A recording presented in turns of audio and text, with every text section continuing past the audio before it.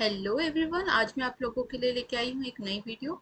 और इसमें देखो नया टॉपिक क्या है, इकेलिन फॉर्म और ट्रायंगुलर फॉर्म। ये इकेलिन फॉर्म जो है आपके डी ट्रिपल एस पी में भी ये कॉन्सेप्ट दिया गया है। और बाकी सारे एग्जाम में भी ये टीजीटी पीजीटी में हर बार ही पूछा जाने वाला है टॉपिक।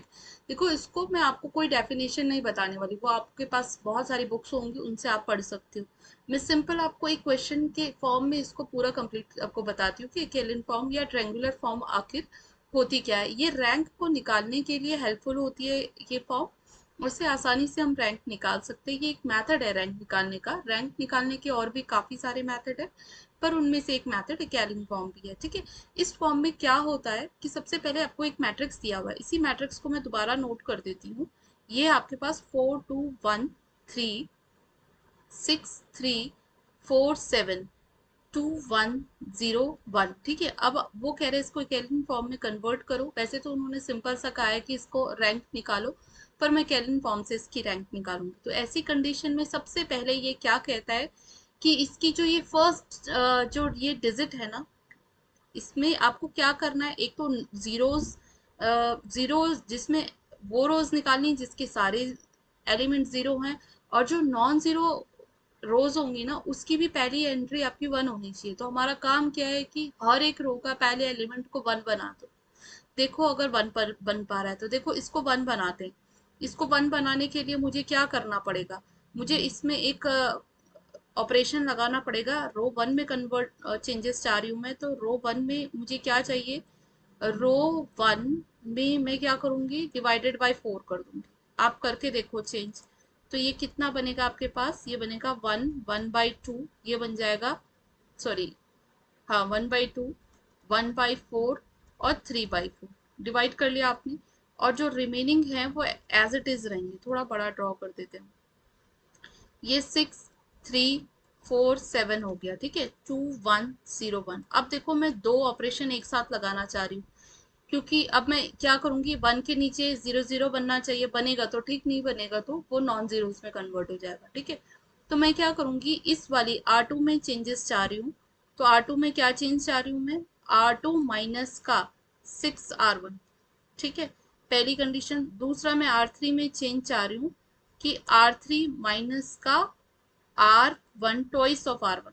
ठीक है, अब ये दो ऑपरेशन में एक साथ इसमें लगाऊंगी, देखूंगी कि मेरे पास क्या निकल के आता है। ठीक है, तो A इज इक्वल्स टू क्या आया, इसको ना बड़ा बनाना पड़ेगा क्योंकि वैल्यूज हमारे पास काफी बड़ी बड़ी। अब देखो, इसका मतलब वन में कोई चेंज नहीं है, तो उसको सबसे पहला काम कि उसको एज इट इज नोट कर दो जिसमें कोई भी चेंजेस नहीं है। अब देखो, इसका मतलब क्या है, हम इसका 6 से मल्टीप्लाई करेंगे। तो कहीं पे अगर आपको ऐसे दिक्कत होती है तो आप कहीं पे मल्टीप्लाई करके लिख दो। तो सिक्स, पहला 6 बनेगा, दूसरा कितना बनेगा, पहला 6 बनेगा, दूसरा कितना बनेगा, 2 3 जा 6 बनेगा, फिर 6/4 मतलब 3/2 बनेगा।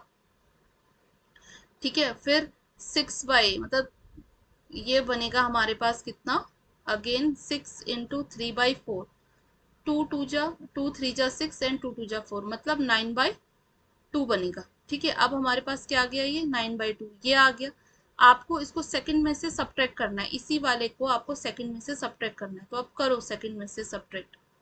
क्या आई वैल्यू, 6 3 3 3/2 और 9/2 आई हमारी। इसको 6 और दूसरा क्या है, 3 4 7, इसमें से सब्ट्रैक्ट करना है। करो, तो ये तो कैंसिल हो जाएगा, यहाँ कितना आएगा, जीरो।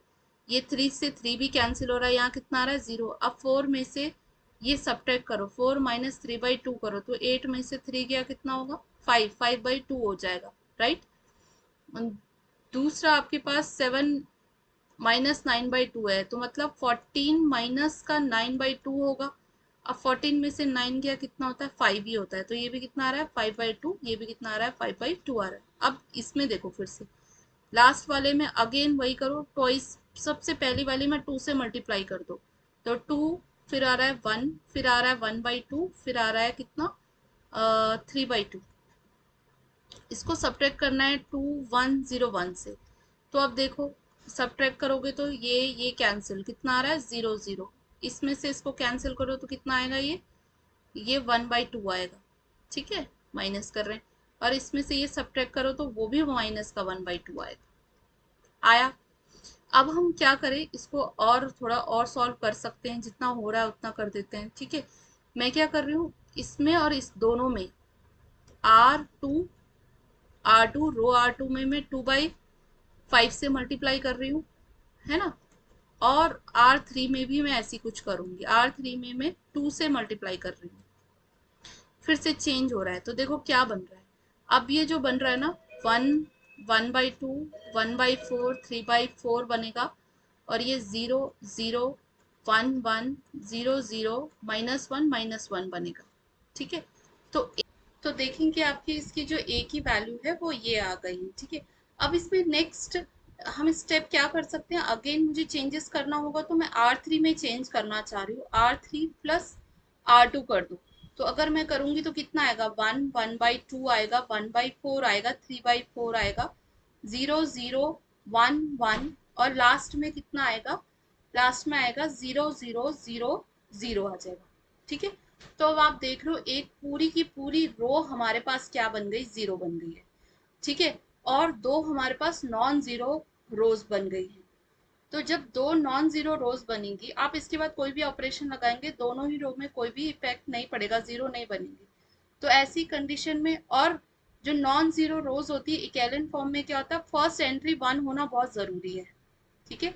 तो अगर नॉन जीरो रोज में फर्स्ट एंट्री वन है, और ज, और अगर कोई रोज जो जीरोस दे रही है, तो उस कंडीशन में क्या होगी, जो नॉन जीरोज रोज होंगी वही हमारी रैंक होती है, ठीक है। तो इस कंडीशन में अगर मैं लिखना चाहूँ रैंक ऑफ ए कितना आएगा, दो।